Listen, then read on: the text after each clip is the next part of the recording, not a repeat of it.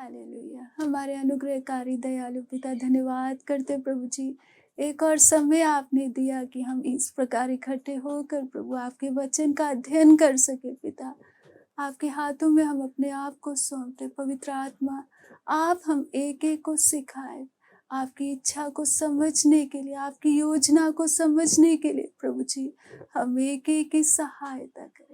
आपके हाथों में सौंपते हुए यीशु मसीह के नाम से मांगते हैं, आमीन।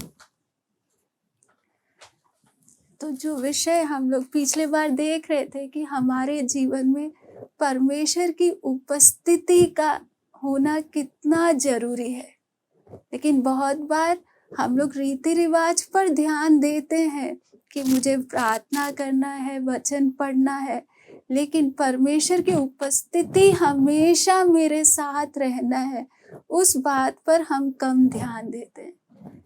इस संसार में जब अंत का समय नजदीक आते जा रहा है ना, तो शैतान का जोर भी दिन प्रतिदिन बढ़ता जा रहा है, तो हम कभी नहीं सोचना कि हमारी ताकत से हम खड़े हो सकते हैं। प्रभु साथ होगा तभी हम शैतान की हर युक्तियों को समझ पाएंगे और उस पर जय प्राप्त कर सकेंगे। तो आज हम लोग उससे आगे हम लोग सीखेंगे। ये जो विषय हम लोग आज सीखने जा रहे हैं, ये पुराने विश्वासियों के लिए नहीं है, क्योंकि ये विषय मेरे पापा ने बहुत अच्छे से सिखाया हुआ है, गहराई से खोल कर समझाया है। लेकिन ये आज का क्लास मेनली नए विश्वासियों के लिए है, जिन्होंने ये विषय को अभी तक सीखा नहीं है, क्योंकि ये विषय सीखना बहुत जरूरी है। क्योंकि संसार में रहते समय जब हम अलग अलग परिस्थितियों का सामना करते हैं, तो शैतान का एक ही लक्ष्य है, मेरे को कैसे भी परमेश्वर से थोड़ा दूर करना। चाहे उसके लिए शैतान कोई भी चालाकी, कोई भी युक्ति बनाकर लेकर आएगा। उस समय यदि मेरे को परमेश्वर की योजना अच्छे से समझ में नहीं आया है, तो मेरे विचारों में शैतान बातें लाकर मुझे परमेश्वर से क्या करेगा, थोड़ा दूर करेगा। तो इसलिए आज वही विषय, बहुत लोगों को ये विषय अच्छे से मालूम है, उनके लिए नहीं है। ये मेनली हमारे यहाँ के अनपढ़ विश्वासियों के लिए है, जिन्होंने अभी तक ये विषय को सीखा नहीं। तो उसके लिए हम लोग पढ़ेंगे इफिसियों 3 का 8 से 10। यहाँ पर प्रभु के दास पौलुस लिख रहे हैं, मुझ पर जो सब पवित्र लोगों में से छोटे से भी छोटा हूँ, यह अनुग्रह हुआ कि मैं अन्य जातियों को मसीह के अगम्य धन का सुसमाचार सुनाऊं और सब पर यह बात प्रकाशित करूं कि उस भेद का प्रबंध क्या है जो सबके सृजनहार परमेश्वर में आदि से गुप्त था, ताकि अब कलीसिया के द्वारा परमेश्वर का विभिन्न प्रकार का ज्ञान उन प्रधानों और अधिकारियों पर जो स्वर्गीय स्थानों में है प्रकट किया जाए। तो यहाँ पर प्रभु के दास पौलुस कहते हैं उसका 8वें आयत में कि 9वें वचन में कि उस भेद का प्रबंध क्या है जो सबके सृजनहार परमेश्वर में आदि से गुप्त था। तो ये भेद जो परमेश्वर के दिल में शुरू से था, बाद में नहीं आया, पहले से परमेश्वर ने ये बात को सोच कर रखा, लेकिन ये बात परमेश्वर ने किसी पर भी प्रकट नहीं किया कि मैं ये पृथ्वी क्यों बना रहा हूं ना। सब स्वर्ग में खाली परमेश्वर ने, ये स्वर्गदूत हैं, करोड़ों करोड़ों की गिनती में करूब हैं, उन लोग किसी पर भी को भी परमेश्वर ने नहीं बताया कि ये सब कुछ मैं क्यों कर रहा हूं। उन लोग सब देख रहे थे जब परमेश्वर ये पृथ्वी को दोबारा से सृष्टि करते समय, आदम और हव्वा को आदम को जब परमेश्वर मिट्टी से बनाते समय, सब बातों को ध्यान से सब देख रहे थे, लेकिन ये सब परमेश्वर क्या किस लिए कर रहा है उन लोग किसी को नहीं मालूम था। इसी के साथ साथ हम पढ़ते हैं कुलुस्सियों 1 का 26। अर्थात उस भेद को जो समयों और पीढ़ियों में से गुप्त रहा, परंतु अब उसके उन पवित्र लोगों पर प्रकट हुआ है। तो ये एक बात है जो परमेश्वर ने पहले किसी को भी प्रकट नहीं किया। जैसे उदाहरण के लिए हमारे मन में कोई बड़ा रहस्य है, सीक्रेट है, कोई अंदर सीक्रेट है, तो हम सबको जाकर नहीं बताएंगे, खास लोगों को जिन पर हमें भरोसा है उनको ही जाकर हम अपने दिल का वो बात को बताएंगे। इसी प्रकार ये बात परमेश्वर के मन में गुप्त था। परमेश्वर ने पहले ये बात किसी को भी नहीं बताया। पुराने नियम में कितने संत लोग आए, है ना। आदम के साथ परमेश्वर रोज चलता था, शाम के समय आदम और हवा के साथ। आदम को ये बात नहीं बताया। हानुक 300 साल तक चला, हानुक को नहीं बताया। मूसा परमेश्वर के उपस्थिति में रहा 40 दिन उपवास के साथ, मूसा पर यह बात प्रकट नहीं किया। कितने संत लोग हम देखते हैं पुराने नियम में, किसी को भी असली परमेश्वर का योजना को परमेश्वर ने प्रकट करके नहीं दिया। फिर बाद में जब परमेश्वर खुद संसार में आए, प्रभु यीशु मसीह, अपने सेवकाई के दौरान भी प्रभु ने ये बात को प्रकट करके नहीं दिया। हाँ, परमेश्वर का राज्य का सब बातें प्रभु ने खोल के बताया, लेकिन जो मेन कलीसिया का जो भेद है पूरा खोलकर प्रभु यीशु मसीह ने प्रकट नहीं किया। लेकिन जब पवित्र आत्मा आया, कलीसिया का काम शुरू हुआ, तब पवित्र आत्मा के द्वारा परमेश्वर की आत्मा ने वो असली भेद को अपने दास पर प्रकट करके दिया कि ये सारा काम मैं क्यों कर रहा हूँ। ये पृथ्वी, इतने करोड़ों लोगों को प्रभु इस संसार में भेज रहा है, शैतान है, ये सब कुछ के पीछे परमेश्वर का मेन उद्देश्य क्या है ना। सब कुछ चल रहा है, लेकिन इस सब को के पीछे परमेश्वर का क्या योजना है करके किसी को भी नहीं मालूम था।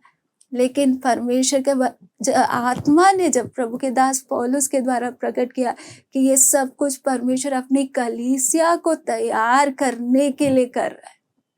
उसका सब परमेश्वर की नजर में सबसे कीमती चीज कलीसिया है, जिसके लिए परमेश्वर ने सब कुछ बनाया, सारा सृष्टि बनाया, है ना। और कलीसिया को प्रभु किस लिए तैयार कर रहा है कि उसके साथ मिलकर युगान युग तक अनंत राज्य करने के लिए। तो सोचो परमेश्वर की नजर में कलीसिया कितना कीमती है।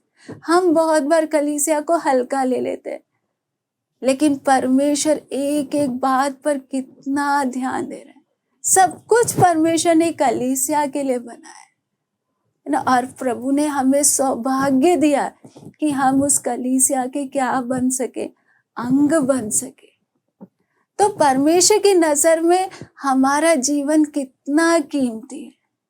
और शैतान का भी पूरा नजर कलीसिया पर है। हाँ, बाहर तो जो बर्बादी शैतान कर रहा है वो तो अलग बात है, लेकिन बाहर से ज्यादा शैतान का नजर प्रभु की कलीसिया पर है कि जैसे कलीसिया तैयार होना है वैसे कलीसिया तैयार नहीं हो सके। एक एक विश्वासी पर शैतान का नजर, क्योंकि शैतान को वचन के द्वारा परमेश्वर का योजना मालूम है कि यीशु आने वाला है कलीसिया को ले जाने के लिए। तो उसी समय यीशु को तो आने से शैतान को रोकने का उतना ताकत शैतान के पास नहीं है, लेकिन जो जाने वाले लोग हैं उनकी तैयारी में शैतान क्या कर रहा है, रुकावट ला रहा है।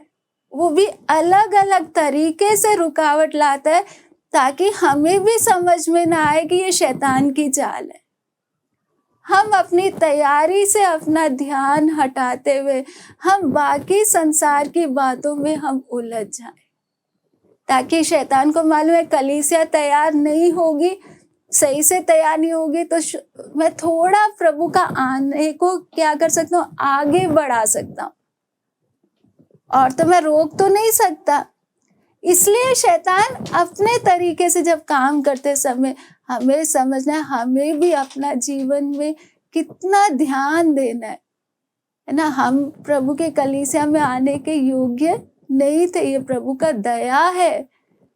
दया के कारण, अपने अनुग्रह के कारण हमें प्रभु ने चुनकर अपनी कलीसिया में क्या किया, शामिल किया।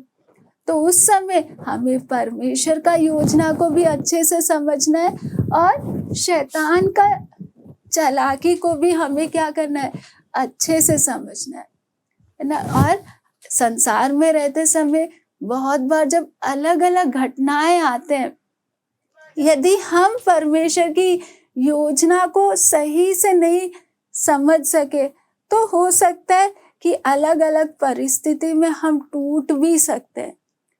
उदाहरण के तौर पे कल पापा के साथ एक प्रभु के दास थे, अंकल थे। वो जब हम छोटे थे हमें गोद में उठाकर घुमाते थे, बहुत हमें प्यार करते थे। पिछले दिनों में उन्हें पठानकोट में हम प्रभु ने मिलने का भी मौका दिया। उनका कुछ साल पहले उनकी पत्नी मर गई, फिर उसके बाद उनका बड़ा बेटा मर गया और परसों रात को उनका छोटा बेटा भी मर गया। और कल सुबह उनसे बात करते समय मेरा मन भी पूरा टूट गया। प्रभु मैं अंकल से क्या बात करूं, बहुत बुजुर्ग भी हो गए हैं, पत्नी मर गई, बड़ा बेटा भी चला गया, अब छोटा बेटा भी चला गया। जब जीवन में ऐसा परिस्थिति आते समय तुरंत सांसारिक तौर पे सवाल उठता है, प्रभु ऐसा क्यों हो रहा है, क्यों अपने दास के साथ ऐसे होने दिया। और कल पूरा दिन मेरे मन में बस यही था, प्रभु आप अंकल को इस दुख को सहने का हिम्मत देना, क्योंकि देखा जाए तो ये सहना बहुत कठिन है, आसान नहीं है, क्योंकि अब कुछ भी नहीं रहा बाकी। तो ऐसे समय में यदि प्रभु का योजना हमें अच्छे से नहीं मालूम तो हम लोग पूरा ही निराश हो जाएंगे। आज तो उनके साथ हुआ, ऐसे हमारे जीवन में भी जब अलग अलग परिस्थिति आता है तो हमारा भी मन क्या हो जाता है, मन में सवाल उठना शुरू हो जाता है कि परमेश्वर एक छोटा सा जीवन है, इस छोटे से जीवन में क्यों ये अलग अलग प्रकार का कष्ट आ रहा है। खास करके हमारे काफी लोग गरीब उस हालत से हैं और शैतान क्या मन में बात डालेगा कि देखो प्रभु इतना दिक्कत, इतना तंगी, ये सब बातों को लेके मन में हमेशा छोटी छोटी बातों को लेकर चिड़चिड़ापन लेकर आएगा, है ना। और उस समय प्रभु क्यों नहीं मदद कर रहा, प्रभु क्यों नहीं मेरे प्रार्थनाओं का जल्दी जवाब दे रहा। अंदर अलग अलग प्रकार की भावनाएं उठते समय हमारे मन क्या होगा, थोड़ा थोड़ा प्रभु से दूर होने का संभावना है। इसलिए बहुत जरूरी है कि हम एक एक परमेश्वर का वो योजना को समझे ना। परमेश्वर प्यार करने वाला परमेश्वर है, कभी भी बुरा नहीं चाहता, कभी भी अपने बच्चों को तड़पाना नहीं चाहता, लेकिन वो योजना के लिए हमें तैयार करने के लिए हमें कई बार दुख के दर्द के रास्ते से चलाता है ना। उस समय हमें समझना है हमारा ये छोटा जीवन के लिए नहीं प्रभु ने हमें चुना। इस पृथ्वी पर हम खाली थोड़े समय के लिए, ज्यादा से ज्यादा 70 साल या 80 साल, अभी का जो समय चल रहा है उतना भी हम उम्मीद नहीं कर सकते। हम कोई नहीं कह सकते हम इस संसार में और कितने दिन के लिए हैं। हमसे भी कितने अच्छे लोग ये संसार को छोड़कर रोज जा रहे हैं। इसलिए हमें समझना है यहाँ का थोड़े समय का जीवन नहीं है, परमेश्वर ने हमें एक अनंत काल के लिए चुना है जहां मौत नहीं है ना, जिस जीवन का अंत नहीं है, उधर को लक्ष्य रखते हुए परमेश्वर इस छोटे जीवन में हमें अलग अलग हालत में डालकर क्या कर रहा है, तैयार कर रहा है। इसलिए प्रभु का दास पौलुस इफिसियों 1:18 में प्रार्थना करते उधर के विश्वासियों के लिए कि तुम्हारे मन की आंखें ज्योतिर्मय हो कि तुम जान लो कि उसकी बुलाहट की आशा क्या है और पवित्र लोगों में उसकी मिरास की महिमा का धन कैसा है ना। तो प्रभु का दास प्रार्थना विश्वासियों के लिए किस लिए कर रहे हैं? इस संसार का कष्ट दूर करने के लिए नहीं प्रार्थना कर रहे हैं। प्रभु का दास प्रार्थना करे, प्रभु इनकी मन की आंखों को तू खोल दे। बाहर की आंखों से तो हम संसार को अच्छे से देख रहे हैं, संसार की सब बातों को देख रहे हैं, लेकिन ये संसार थोड़े समय का है। लेकिन अंदर की आंखें, हमारी आत्मा की आंखें खुलेंगी तो प्रभु हमारे लिए क्या क्या तैयार कर है, कितना बड़ा आशा के साथ हमें, आशा के लिए हमें चुना है ना। कितना बड़ा वो बुलाहट है। इस संसार में यदि कोई प्रधानमंत्री बन जाए या राष्ट्रपति बन जाए तो सांसारिक तौर पे हम समझेंगे हाँ देखो कितना बड़ा सौभाग्य है कि ये देश का प्रधानमंत्री बन गया। लेकिन वो प्रधानमंत्री का पदवी भी 5 साल या 10 साल या 15 साल के लिए, उसके बाद तो उसको वो छोड़ना है। लेकिन परमेश्वर ने मुझे और आपको 5, 10 या 15 साल के लिए नहीं, अनंत काल के लिए उसके साथ स्वर्ग में रहने के लिए और उसके आगे की योजना के लिए जब हमें चुना है, वो बात हमें अच्छे से समझ में आएगा। फिर हमें यहाँ का दुख बहुत हल्का लगने लगेगा। जब तक हमें उधर का बात समझ नहीं आएगा तब तक हम खाली यहाँ का देखते रहेंगे और यहाँ के थोड़े थोड़े दुख भी हमें बहुत दर्द पहुंचाएंगे और उसमें से हमें निकलना बहुत मुश्किल हो जाएगा, है ना। किसी ने हमें कुछ बोल दिया या कोई दुख भरा परिस्थिति है, बहुत बार क्या होता है हम उसी में फंस जाते हैं। कोशिश तो करते हैं उसमें से निकलने का, लेकिन घूम फिर कर वही बातें हमारे सामने घूमते रहते। तो यदि उन बातों से मुझे निकलना है तो हमारा प्रार्थना क्या होना है? प्रभु आपने जो अनंत काल का वो जीवन मेरे लिए तैयार करके रखा है, प्रभु उस बातों को प्रभु गहराई से समझने के लिए मेरी सहायता कर, ताकि फिर मेरा मन यहाँ ना लगे, मेरा मन उधर की ओर लगे ना। तो उसके लिए हमारा क्या है? अंदर का आंख खुलना जरूरी। पौलुस देखो, हमारे जीवन का कष्ट तो ज्यादा नहीं है, लेकिन प्रभु के दास पौलुस का जीवन में हमसे कितने गुना ज्यादा प्रभु के दास ने कष्ट उठाया। लेकिन प्रभु के दास को अपना कष्ट कभी भारी करके महसूस नहीं होता था, कष्टों में भी आनंदित रहता था। क्यों? क्योंकि वहां का जब दर्शन मिला तो उनको समझ में आया यहाँ का चाहे कैसा भी कष्ट हो, वो थोड़े समय के लिए और वो जल्दी क्या हो जाएगा? कट जाएगा। इसी प्रकार प्रभु का दास पत्रस भी लिखता है, पहला पत्रस 1:3 और 4 में, हमारे प्रभु यीशु मसीह के परमेश्वर और पिता का धन्यवाद हो, जिसने यीशु मसीह के मरे हुए में से जी उठने के द्वारा अपनी बड़ी दया से हमें जीवित आशा के लिए नया जन्म दिया है, अर्थात एक अविनाशी और निर्मल और अजर मिरास के लिए जो तुम्हारे लिए स्वर्ग में रखी है ना। हमारा मिरास यहाँ नहीं है, कहाँ रखा हुआ है? स्वर्ग में। और वो मिरास कैसा है? अविनाशी, निर्मल और अजर मिरास। तो प्रभु का दास भी समझा रहा है कि हमारे लिए प्रभु ने एक जीवित आशा रखा है। यहाँ का सब कुछ ही नहीं है हमारे लिए, यहाँ का सब कुछ तो थोड़े समय का है। असली जीवन वहां पर प्रभु ने हमारे लिए रखा है। ना। इसलिए प्रभु का दास पौलुस 1 कुरिन्थियों 15 का 19 से 22 हम पढ़ेंगे।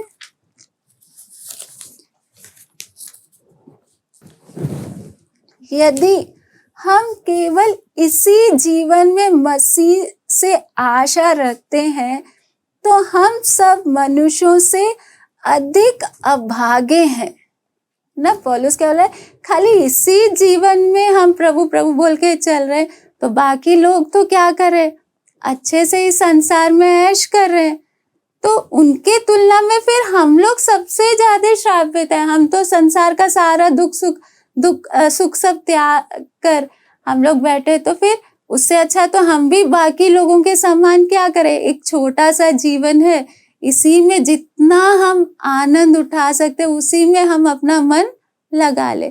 इसलिए प्रभु का दास क्या बोल रहे, यदि हम केवल इसी जीवन में मसीह से आशा रखते हैं तो हम सब मनुष्यों से अधिक अभागे हैं। परंतु सचमुच मसीह मुर्दों में से जी उठा है और जो सो गए हैं उनमें वह पहला फल हुआ, क्योंकि जब मनुष्य के द्वारा मृत्यु आई तो मनुष्य ही के द्वारा मरे हुओं का पुनरुत्थान भी आया।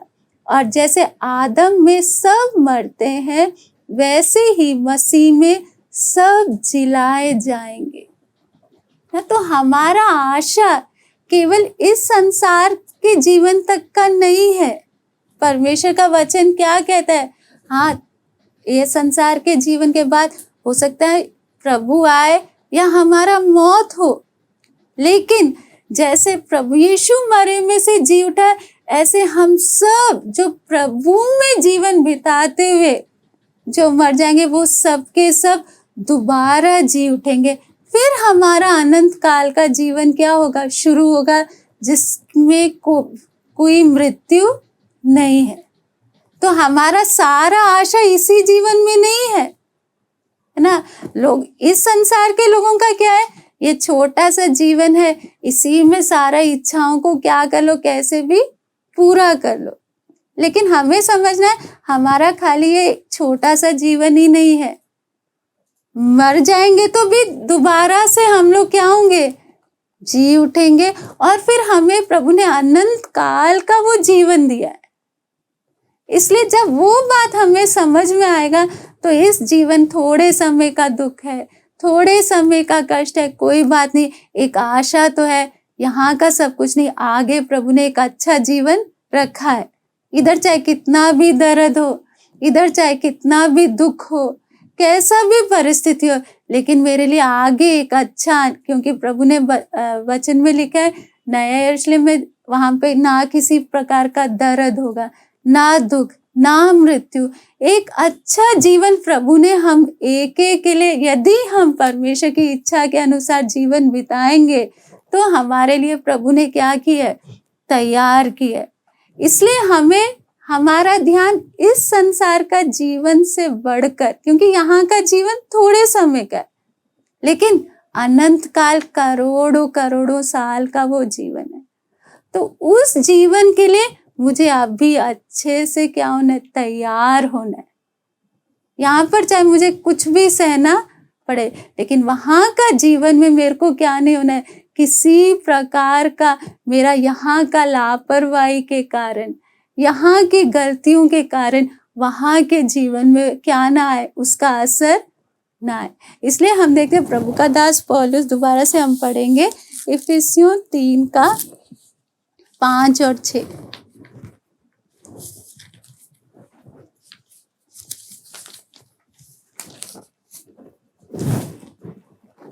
जो अन्य समयों में मनुष्य की संतान से को ऐसा नहीं बताया गया था, जैसे कि आत्मा के द्वारा अब उसके पवित्र प्रेरितों और भविष्यद्वक्ताओं पर प्रकट किया गया है, अर्थात यह कि मसीह यीशु के सुसमाचार के द्वारा अन्य जाति लोग मिरास में साझी और एक ही देह के और प्रतिज्ञा के भागी हैं। हम देखते हैं पुराने नियम में परमेश्वर ने ये भेद को क्या नहीं किया, प्रकट करके नहीं दिया। उदाहरण के तौर पे जैसे हम देखते हैं किसी बड़े आदमी ने एक बड़ा जमीन खरीदा मकान बनाने के लिए, तो जब काम शुरू करते समय मजदूरों को मालूम नहीं है, हाँ उनको इतना मालूम है काम चल रहा है, मकान बन रहा है, लेकिन कैसा मकान है ना, किस प्रकार का है, वो सब बातें मजदूरों को नहीं मालूम। वो खाली मालिक को और जो मकान को डिजाइन किया वो आर्किटेक्ट को ही मालूम रहेगा। जो काम करने वाले हैं वो आएंगे, अपना काम करेंगे, दिहाड़ी लेकर चले जाएंगे। मिस्त्री आएगा, उसको भी पूरा नक्शा क्या है, किधर क्या होगा, कुछ भी उसको आइडिया नहीं है। जितना काम दिया जाता है उतना करके वो लोग चले जाएंगे, लेकिन खाली कॉन्ट्रैक्टर को और मालिक को ही मालूम रहता है असली में इधर क्या काम चल रहा है, किधर क्या तैयार होना है ना। इसी प्रकार पुराने नियम के लोगों को मालूम है परमेश्वर कर रहा है, लेकिन असली में क्या काम हो रहा है करके पुराने नियम के संतों को ये बात नहीं मालूम था। असली में सब कुछ प्रभु अपनी कलीसिया के लिए तैयारी कर रहा था पुराने नियम में ना। पुराने नियम में हम लोग देखते मंदिर में उस समय का नियम था कि औरत लोग और अन्य जाति लोग बाहर के दीवार तक ही आ सकते हैं। उधर अलग अलग दीवार थे, सब लोग अंदर नहीं जा सकते थे। जैसे अभी प्रार्थना भवन में सब आ सकते हैं, वैसा नहीं था उस समय का रिवाज। औरत लोग और अन्य जाति लोग एक हद तक आ सकते हैं, आदमी लोग उसके आगे तक दूसरा एक दीवार है वहां तक जा सकते हैं।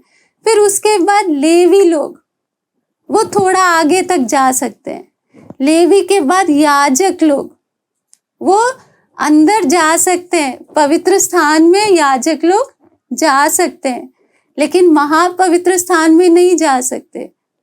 फिर खाली साल में एक बार महायाजक महापवित्र स्थान में प्रवेश कर सकता था, वो भी एक हाथ में खून लेकर दूसरे हाथ में धूप लेकर। इतना सख्त नियम था पुराने नियम में। कोई औरत चाहे कि हाँ मुझे महापवित्र स्थान में जाना है, कभी सपना भी नहीं ले सकती, देख सकती। पवित्र स्थान में भी कभी औरत प्रवेश नहीं कर सकती, आंगन में भी कभी औरत प्रवेश नहीं कर सकती। इतना सख्त नियम था। लेकिन प्रभु यीशु मसीह क्रूस पर जब हमारे लिए जान दिए, हम देखते हैं मत्ती 27 का 51 आयत में हम देखते हैं, जब प्रभु यीशु मसीह ने अपने प्राण छोड़ दिए और देखो मंदिर का पर्दा ऊपर से नीचे तक फटकर 2 टुकड़े हो गया और धरती डोल गई और चट्टानें तड़क गई ना। जब प्रभु यीशु मसीह ने अपना प्राण दिया तो सबसे बड़ा काम जो हुआ है कि हमें जो परमेश्वर से अलग करने वाला ना, पहले किसी को खाली महापवित्र स्थान में एक ही बार जा सकता था, वो भी जो याजक महायाजक, और कोई नहीं जा सकता था। परमेश्वर के नजदीक कोई भी नहीं जा सकता था। लेकिन सबसे बड़ा काम जो परमेश्वर ने हमारे लिए किया है, हम पापी लोग जो परमेश्वर से बहुत दूर रहना है, हम कभी नजदीक नहीं जा सकते, लेकिन क्रूस पर जान देते हुए परमेश्वर ने हमें सौभाग्य दिया कि हम अभी महापवित्र स्थान में परमेश्वर के नजदीक तक जा सकते ना। दूर रहने की जरूरत नहीं, खास करके औरत लोगों को तो कभी मौका नहीं मिलना था, लेकिन यीशु के क्रूस पर जान देने के द्वारा हम बहन लोग भी किसके नजदीक जा सकते हैं, परमेश्वर के नजदीक जा सकते हैं। और प्रभु ने हमें भी कलीसिया का अंग बनने का वो सौभाग्य दिया। हम देखते हैं कैसे हम जो दूर थे, परमेश्वर ने अभी नए नियम में हम पढ़ते पहला पत्रस 1:23 में, ये वचन हम लोग जानते हैं, लेकिन उसको हम लोग गहराई से हम लोग समझे कि हम जो इतने दूर थे, लेकिन प्रभु कैसे एक एक कदम हमको नजदीक आने का मौका दिया, क्योंकि तुमने नाशवान नहीं पर अविनाशी बीज से परमेश्वर के जीवते और सदा ठहरने वाले वचन के द्वारा नया जन्म पाया ना। तो प्रभु ने हमें क्या सौभाग्य दिया कि वचन के द्वारा परमेश्वर के संतान नया जन्म पाते हुए हम परमेश्वर के संतान बनने का वो सौभाग्य दिया। और दूसरा हम देखते हैं इफिसियों 2:19।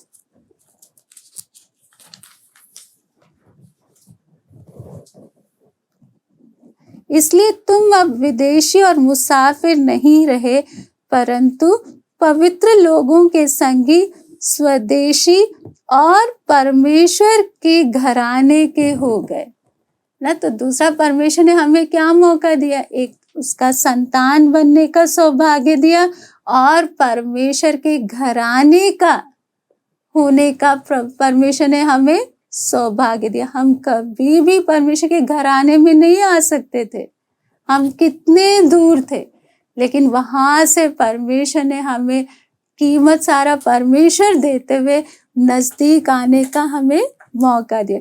इस खाली इतना ही नहीं, इससे भी एक गहरे संबंध में परमेश्वर हमारे साथ बनाना चाहते हैं, बनाया है। हम पढ़ते हैं 2 कुरिन्ती 11:2।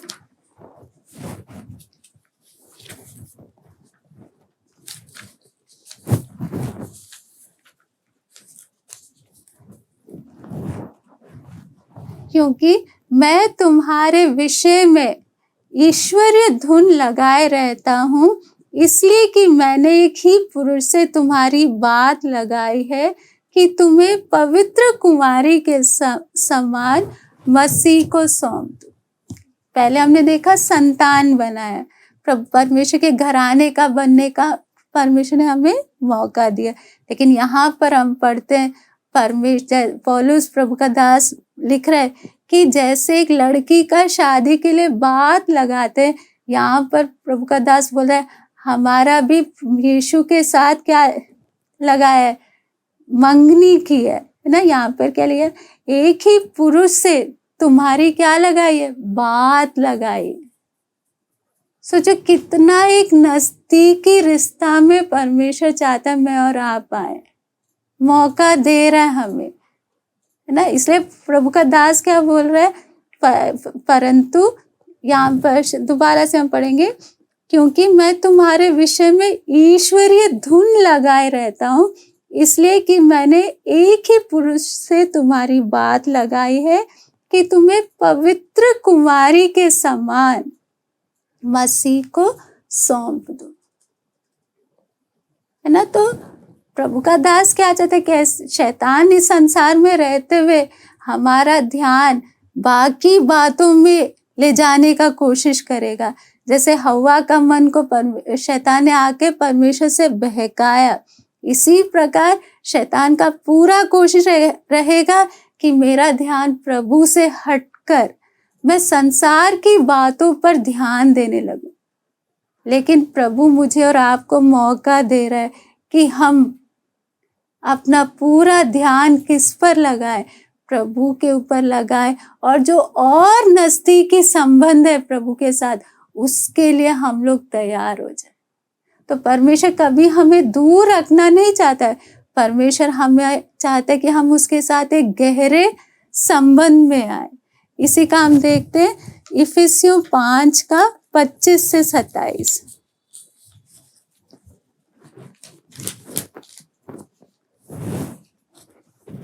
हे पतियों, अपनी अपनी पत्नी से प्रेम रखो, जैसा मसीह ने भी कलीसिया से प्रेम करके अपने आप को उसके लिए दे दिया। यहाँ पर हमें समझना है, यहाँ पर प्रभु ने उदाहरण लेते हुए समझा रहा है, क्योंकि स्वर्ग का बातों को हमारा छोटे दिमाग से हम नहीं समझ सकते। लेकिन जैसे इस संसार में सबसे गहरा प्यार एक पति और पत्नी का होता है, एक नजदीकी संबंध होता है ना, उससे नजदीकी संबंध और किसी का नहीं होता है। तो उसी प्रकार परमेश्वर भी हमारे साथ उतना ही गहरे संबंध, नजदीकी संबंध हम एक एक के साथ बनाना चाहते, इतना गहरा प्यार का वो रिश्ता। इसलिए पौलुस क्या बोल रहा है, हाँ, जैसे मसीह ने भी कलीसिया से प्रेम करके ना, जैसे एक पति अपने पत्नी को कितना प्यार करता है, उससे बढ़कर परमेश्वर अपनी कलीसिया से प्यार करता है कि उसका 26वां आयत, कि उसको वचन के द्वारा जल के स्नान से शुद्ध करके पवित्र बनाए और उसे एक ऐसी तेजस्वी कलीसिया बनाकर अपने पास खड़ी करे जिसमें ना कलंक, ना झुर्री, ना कोई और ऐसी वस्तु हो, वरन पवित्र और निर्दोष हो ना। तो परमेश्वर हमें कितना प्यार करता है, और परमेश्वर अपने वचन के द्वारा क्या कर रहा है कि हमारे अंदर का एक एक कमी को निकालने पर परमेश्वर ध्यान दे रहा है। हमारा ध्यान किन बातों पे? परमेश्वर इस संसार की हमारी जरूरतें कैसे भी पूरी हो जाए, संसार की बातें कैसे भी पूरी हो जाए, लेकिन परमेश्वर का ध्यान किस बात पर है? नहीं, मेरे अंदर का एक एक कलंक, झुर्री और एक एक बात को निकालते हुए परमेश्वर के सामने खड़े करते समय मैं कैसे बन के तैयार हूँ, जिसमें ना कलंक, ना झुर्री, ना कोई और ऐसी वस्तु हो, वरन पवित्र और निर्दोष हो। और ये सब परमेश्वर प्यार के कारण हमें तैयार कर रहा है। हमें कई बार वचन की बातें कड़वी लगती है, पसंद नहीं रहता है, हम अपने कमियों को निकालने में इतना ध्यान नहीं देते हैं, लेकिन परमेश्वर जिसने हमें अनंत काल के लिए चुना है और इतना नजदीकी के संबंध में हमें लाना चाहता है, तो सबसे पहले परमेश्वर का ध्यान किस बात पे?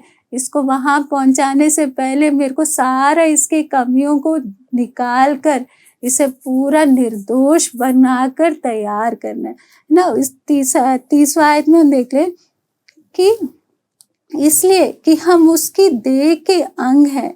उसका 32वां आयत, यह भेद तो बड़ा है, पर मैं यहाँ मसीह और कलीसिया के विषय में कहता हूँ। तो यहाँ पर हम देखना यीशु और कलीसिया का संबंध कितना गहरा है ना। बहुत बार हम कलीसिया को बहुत हल्का समझते हैं, लेकिन परमेश्वर जिसने अपना खून देकर कलीसिया को तैयार किया है, परमेश्वर कितना दर्द के साथ हमें देखता है और कितना दर्द के साथ हम एक एक को तैयार करना चाहता है।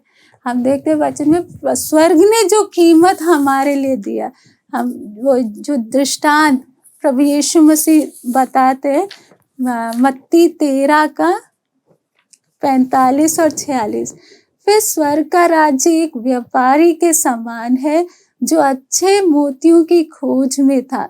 जब उसे एक बहुमूल्य मोती मिला तो उसने जाकर अपना सब कुछ बेच डाला और उसे मोल ले लिया। तो यहाँ पर हम देखते हैं कि परमेश्वर ने हमें बचाने के लिए क्या कीमत दिया। ये तो असली में हम लोग के लिए है, लेकिन इस बात में हम ये भी समझ सकते हैं कि परमेश्वर ने हमारे लिए कितना कीमत दिया, अपना सब कुछ हमारे लिए दिया ना। स्वर्ग छोड़कर इस पृथ्वी पर आए, हमारे पापों को उठाते हुए अपना पूरा लहू हमारे लिए बहाया ताकि हमें अपने पास वहां लेकर जाए। उसकी तुलना में हम सोचे हम क्या कर रहे, हम कितना अपना आत्मिक जीवन को हल्का ले रहे ना। परमेश्वर हमसे क्या बोलेगा, मैंने तो अपना सब कुछ तुम्हारे लिए कुर्बान किया, लेकिन हम थोड़ा सा कुछ कर लेते तो हमें बहुत ज्यादा क्या लगता है, मैंने तो बहुत कर लिया। हम देखते हैं प्रभु ने कीमत दिया, अभी पवित्र आत्मा के द्वारा प्रभु हमें तैयार कर रहे। और दूसरा, तीसरी बात कि वो जल्दी आ भी रहा है कि हमें अपने पास लेकर जाने। तो सोचो परमेश्वर किस नजर से देख रहा है और हम कैसे अपना जीवन जी रहे हैं। हम दुनिया की बातों में उलझे हुए बस नाम के लिए एक आत्मिक जीवन जी रहे, तो कभी भी जो योजना परमेश्वर ने तैयार किया है हमारे लिए, उसके लिए हम लायक नहीं बन पाएंगे। क्योंकि सोच लो, कोई 1 करोड़ रुपए खर्च करे और उसको हम 10 रुपए का भी कीमत ना समझे, तो उसको कितना दुख होगा। तो सोचो परमेश्वर ने जो हमारे लिए कीमत चुकाया है ना। और आगे हम देखते हैं प्रकाशित वाक्य 19 का 7 से 9।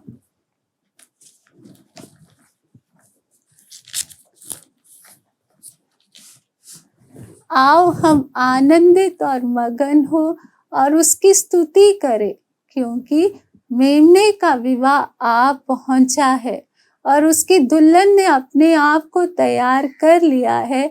उसको शुद्ध और चमकदार महीन मलमल पहनने का अधिकार दिया गया, क्योंकि उस महीन मलमल का अर्थ पवित्र लोगों के धर्म के काम है।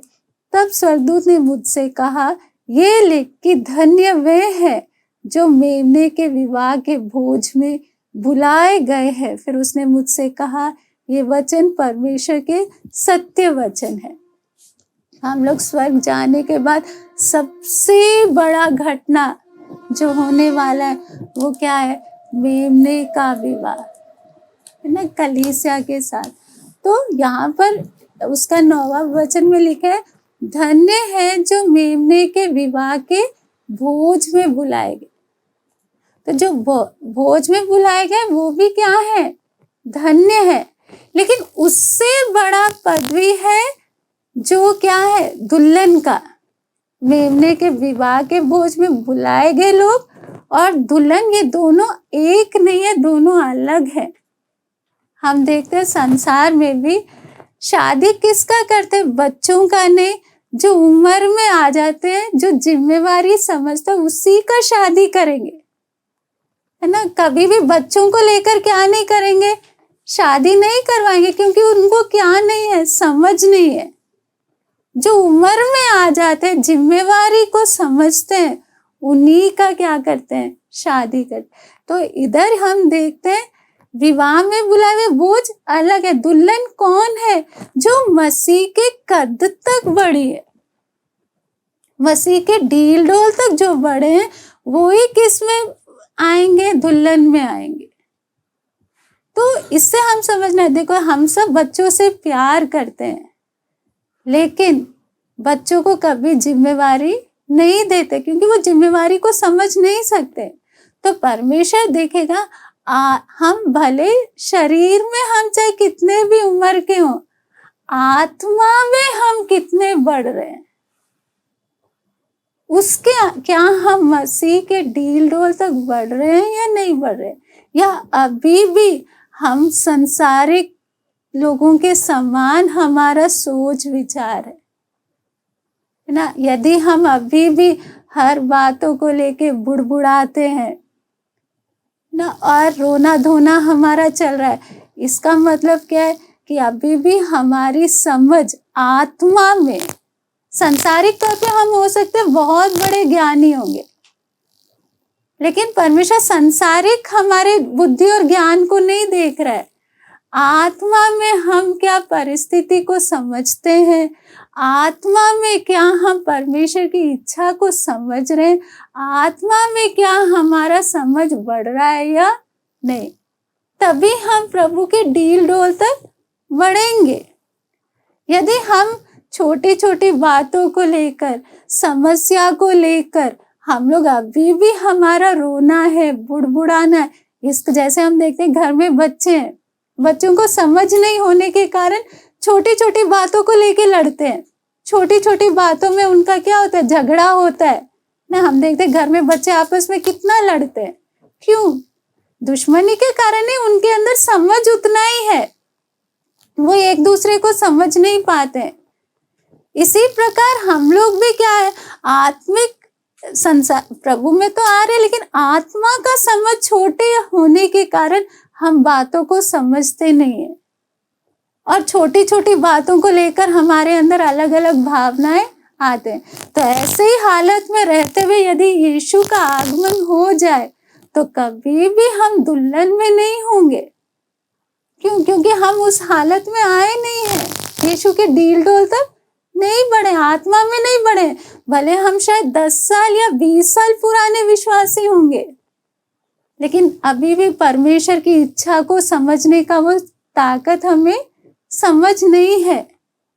इसलिए बहुत जरूरी है आत्मा में बढ़े, है ना। आत्मा में भी हम देखते हैं, पहले भी हमने देखा है, एक बच्चे की अवस्था, फिर बालक की अवस्था, फिर उसके बाद नवयुवकों का अवस्था, फिर बुजुर्गों का अवस्था। अलग अलग कैटेगरी, सब एक ही कैटेगरी नहीं है। एक एक की आत्मिक समझ के अनुसार, आत्मिक जिम्मेवारी के अनुसार अलग अलग उस हालत में। इसलिए हमें जरूरी है, यदि मुझे यीशु की दुल्हन में शामिल होना है तो मेरा आत्मिक समझ बढ़ना है। जब आत्मिक समझ बढ़ेगा तो अपने आप फिर हम एक एक बात को, परमेश्वर क्यों ऐसा कर रहा है, परमेश्वर की इच्छा क्या है, चाहे वो बात हमें पसंद हो या ना पसंद हो, हम बात को समझेंगे और फिर हम बुड़बुड़ाएंगे नहीं, हर बात में हम धन्यवाद करेंगे ना। इसलिए पत्रस में लिखा, दूसरा पत्रस 1:4, जिसके द्वारा उसने हमें बहुमूल्य और बहुत ही बड़ी प्रतिज्ञाएं दी है, ताकि इनके द्वारा तुम सब सड़ाहट से छूटकर जो संसार में बुरी अभिलाषाओं से होती है, ईश्वरीय स्वभाव के सहभागी हो जाओ। तो परमेश्वर ने इतना कीमती हमें जब वायदाएं दिया है ना, तो परमेश्वर क्या चाहता है कि प्रभु ने मुझे चुना किस लिए, आगे प्रभु मुझे किस लिए तैयार कर रहा है, वो सब बातें समझकर मैं अपना ये सांसारिक स्वभाव को छोड़ते हुए ना, संसार में कोई किसी के साथ बुरा करता है तो हम भी उसके खिलाफ बुरा करने को तैयार हो जाते। लेकिन यदि हमें ये समझे कि मेरे को इनकी तरह व्यवहार नहीं करना, प्रभु ने मुझे चुना किस लिए, मेरे को यीशु का स्वभाव को प्रकट करना है, प्रभु ने मेरे साथ कितना कीमती एक वायदा किया है, तो फिर हम संसार के लोगों की तरफ प्रतिक्रिया नहीं करते हुए हमारे अंदर हम किस बात पे ध्यान देंगे, मेरे अंदर यीशु का स्वभाव दिखना है। दूसरा भला कितना भी टेढ़ा हो, मेरे को उसके समान नहीं बनना है। तो इसलिए हमें समझना है हमारा आशा कहाँ के लिए है, इस संसार के लिए नहीं है ना। यहाँ रखते हुए, जैसे एक फैक्ट्री में एक सामान को तैयार किया जाता है ना, फैक्ट्री में अलग अलग हालतों से वो सामान को जाना पड़ता है तभी वो तैयार हो सकता है। ऐसे परमेश्वर मुझे अलग अलग अनुभवों से क्या कर रहा है, तैयार कर रहा है। किस लिए? वो अनंत काल का वो जीवन के। और मेरे को आत्मिक स्वभाव में क्या होते जाना है, बढ़ते जाना है। तब मेरे लिए रखा हुआ आशा क्या है कि प्रभु जो प्रकाशित वाक्य 19:7-9 में, वो दुल्हन में मैं भी शामिल हो पाऊंगी। यदि मैं बचपना का हालत में रहूंगी, स्वर्ग तो जाऊंगी, लेकिन किस में शामिल नहीं हो पाऊंगी, दुल्हन में शामिल नहीं हो पाऊंगी। इसलिए हम आत्मिक बचपना को छोड़ते हुए आत्मा में, आत्मिक स्वभाव में हम आगे बढ़े। और ये बात हमेशा हमारे ध्यान में रहे कि हमारा जीवन प्रभु ने हमें किस योजना के लिए चुना है ना, ताकि इस संसार के जीवन में चाहे कैसा भी परिस्थिति आए, सब कुछ हमारा नुकसान हो जाए, फिर भी हमारा मन, हम लोग हिम्मत ना हारते हुए, प्रभु यहाँ का सब थोड़े समय के लिए है ना। चाहे मैं करोड़पति बनूं या मैं एक भिखारी रहूं, सब कुछ थोड़े समय के लिए, ये सब कुछ छोड़ कर जाना है। करोड़पति को भी सब कुछ छोड़ के जाना है, गरीब को भी सब कुछ छोड़ कर जाना है। ये जीवन खाली एक यात्रा के समान है ना। असली जीवन मेरा उधर है जो अनंत काल का, जिसका अंत नहीं है। तो उस जीवन के लिए मुझे एक एक दिन परमेश्वर की इच्छा को समझते हुए उस जीवन को सामने रखेंगे तो यहाँ कोई भी कितने भी कष्ट में हमारा ध्यान इधर नहीं रहेगा। हम क्योंकि हमें एक आशा है कि नहीं, यही सब कुछ नहीं है, वहाँ अनंत काल प्रभु के साथ रहने का हमें सौभाग्य है। इसलिए उसको अपने नजर में रखते हुए यहाँ का हर दुख को हम लोग हल्का लेते हुए, है ना, आत्मा में बढ़ते हुए, आत्मा का बल पाते हुए हमें एक एक दिन के हर मुश्किल परिस्थिति को सामना करते हुए आगे बढ़े। आइए हम प्रार्थना करें। हालेलुया। स्वर्गीय पिता, धन्यवाद करते प्रभु जी इस अच्छे समय के लिए, आपके पवित्र वचन के लिए प्रभु जी।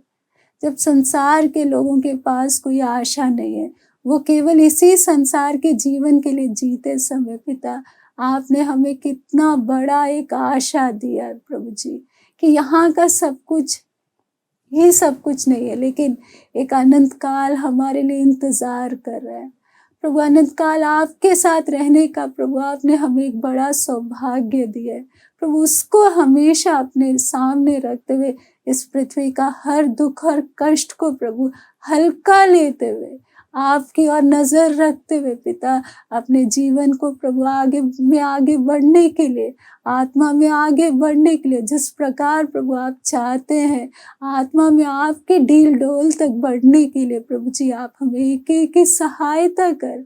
हमारे पास अभी थोड़ा ही समय बाकी रह गया, इस समय पर पूरा ध्यान आप पर लगाने के लिए, शैतान की युक्तियों को समझने के लिए प्रभु, उन पर जय पाने के लिए आप सहायता कर। हम एक एक को आप तैयार करें, आपके पवित्र हाथों में सौंपते हुए यीशु मसीह के नाम से मांगते हैं।